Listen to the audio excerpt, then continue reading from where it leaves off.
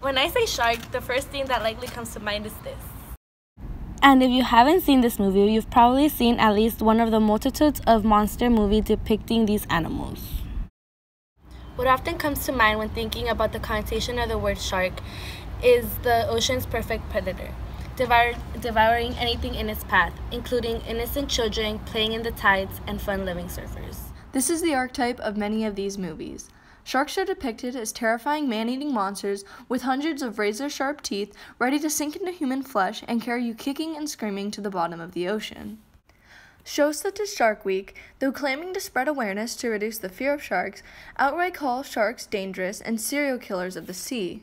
It's no doubt that mass media demonizing sharks allows for the cumulative mindset that sharks are inherently dangerous and need to be feared.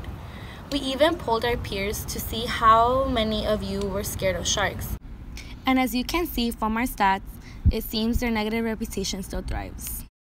But looking past the stigma of the monstrous man-eating thousand-tooth killer of the sea is a simple reality that sharks are not the villains which humans see them as. Their species has very little interest in humans, only contributing to 155 attacks globally and around 16 attacks in the US, one being fatal. That's often less than dogs, with around 5 million attacks annually in the US, with around 30 to 40 fatalities. And yet, sharks are labeled as one of the world's most dangerous animals. There are 400 species of sharks known to man, and out of those 400, only 12 have ever been reported to attack, but 3 of those 12 being more common than all the others. These are the tiger shark, the great white shark, and the bull shark. Some may argue that these are the most involved in attacks because they are the most dangerous, but in reality it's because they're forced to come out of their regular habitats deep in the ocean and closer to shores. This is because of many factors such as global warming.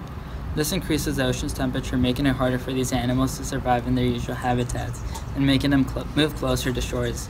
And with warmer weather comes an influx of people to these shores. With more people, there are higher likelihoods of attacks. Places such as Australia in 2014 have taken action against the rise in shark population using the excuse of apparent hostility of sharks to kill high-risk species, primarily targeting the great white and tiger sharks near the West Australian shore. This was called the West Australian Shark Cull, and despite its many protests, it's still going on to this day. It villainizes sharks to the point where it's justified to kill them as defense, despite it not being the sharks that are the problem, but the influx of human activity in the shark's territory. But this is only a small example of shark killings. Around the globe, over 10 million sharks are hunted and killed each year. But you may be thinking, they're just fish, right? They can recover.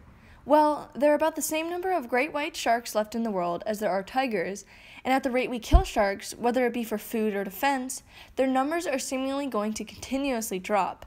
It's estimated within the next few decades, we may see sharks go extinct in our lifetime.